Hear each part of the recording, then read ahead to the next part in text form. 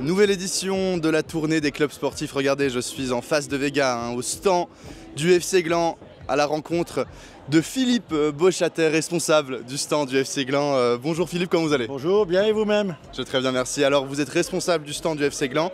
Vous pouvez nous raconter un peu le lien qu'entretient le FC Gland avec Paléo?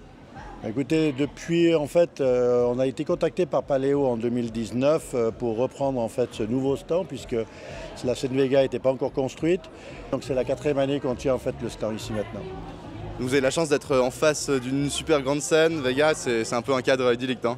C'est un magnifique cadeau. D'ailleurs, ça a été surprenant pour nous de se retrouver à avoir le bar en face de Vega, étant donné qu'on n'avait pratiquement pas d'expérience dans ce genre d'exercice.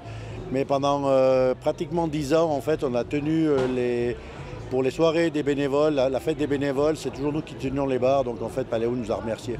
En termes d'identification pour le club, c'est particulièrement attractif. Et puis, voilà, visuellement, en fait, aujourd'hui, on a beaucoup de clubs ou des footeux qui viennent ici parce qu'en fait, ils savent qu'ils vont retrouver des footeux.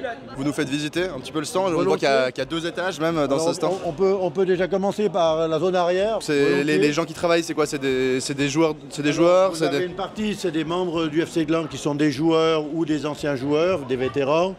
Et puis on n'a pas d'équipe féminine. Et comme on voulait avoir une parité homme-femme en termes de niveau de service, il n'y a pas simplement de gens qui sont des enfants de joueurs, des enfants de membres du comité, ou des gens qui sont, entre guillemets, des amis ou des proches du club. Voilà. Pour éviter de devoir changer trop souvent en fait, les fûts, parce qu'au moment où il y a énormément de monde, on n'a pas le temps de changer des fûts. Donc ils nous ont installé 2 tireuses à bière qu'on appelle des beer drive de 500 litres chacun, où en fait on peut remplir carrément avec des choses comme ça.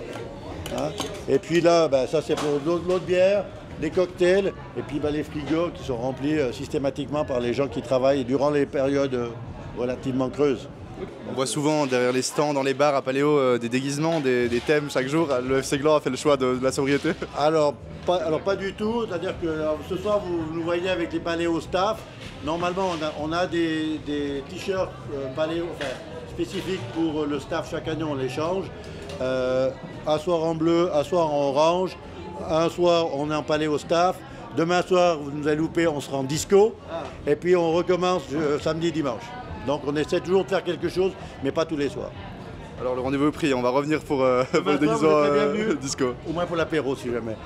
Philippe, merci beaucoup pour cette visite. Merci à toi. Bonne suite de festival. Ça fait plaisir. Merci beaucoup. À bientôt. Merci.